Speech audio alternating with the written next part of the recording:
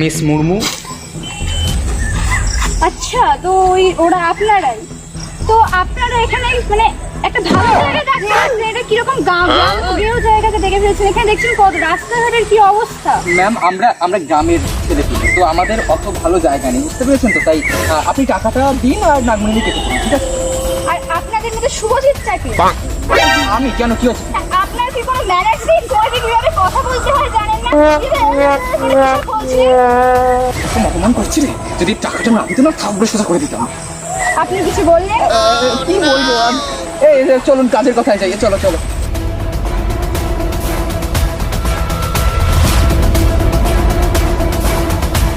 কি গাড়ি রে বাবা। তো মিস মুর্মু, এখানে নাগমণিটা আছে। আচ্ছা, আমি কি দেখতে পারি?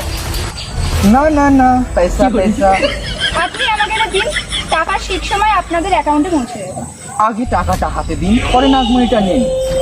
ঠিক আছে, আপনারা আমার সঙ্গে চলুন, আমি চেক দিয়ে দিচ্ছি। চলুন।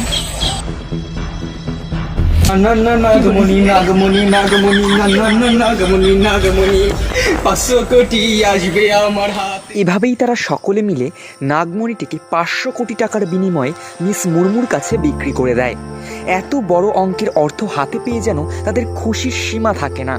প্রত্যেকেই আত্মহারা হয়ে ওঠে। সেই মুহূর্তে মনে হয়েছিল তাদের জীবনে আর কোনো চিন্তা নেই, শুধু উপভোগ আর আনন্দ। কিন্তু প্রকৃতির প্রতিশোধ বোধ হয় অন্যভাবে লেখা ছিল।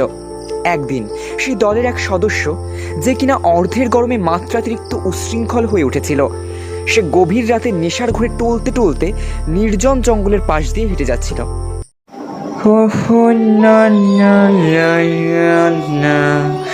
এসে যাও আমার কাছে।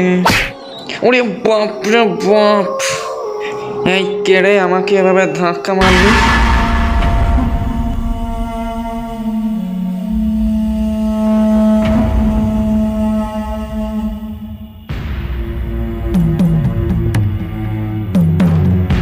এদিকে এসো, এদিকে এসো।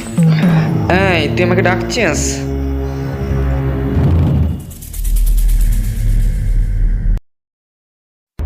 হ্যাঁ এসো, তোমাকেই তো ডাকছি। পেয়ে গেছি আমার সুন্দরী রূপসী মেয়ে।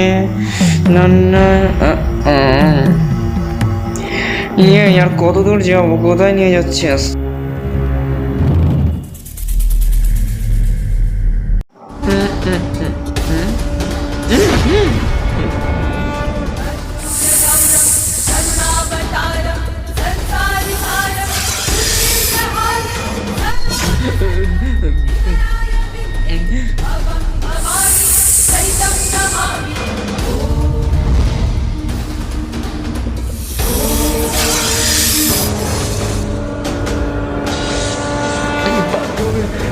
পালাতে হবে।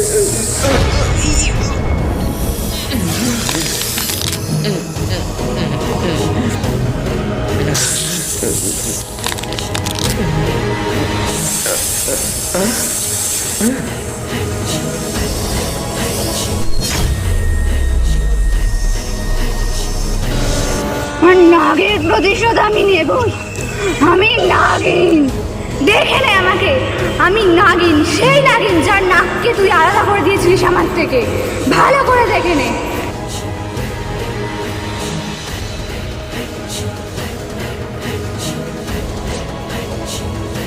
নাগিন আমি।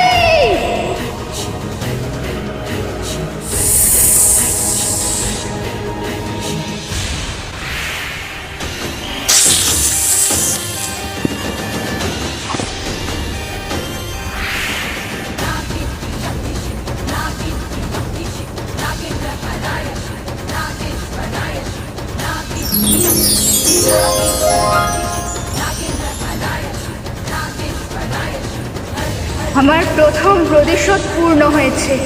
হে নাগ, দেখো আমি শেষ করে ফেলেছি সেই শয়তানগুলোর মধ্যে একজনকে। তোমাকে আমি দেখাবই যে আমি সব করতে পারি, সব।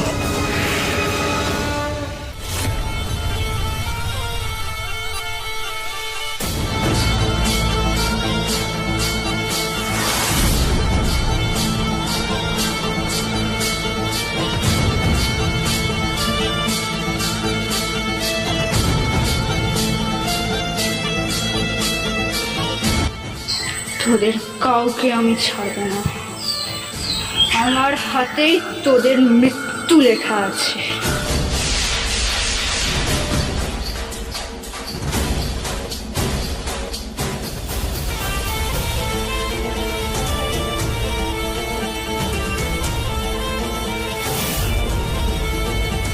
আমি আজও ভুলিনি সেই ভয়ঙ্কর রাতের কথা, যেদিন তোরা আমাকে আমার নাগের সঙ্গে আলাদা করে দিয়েছিলি।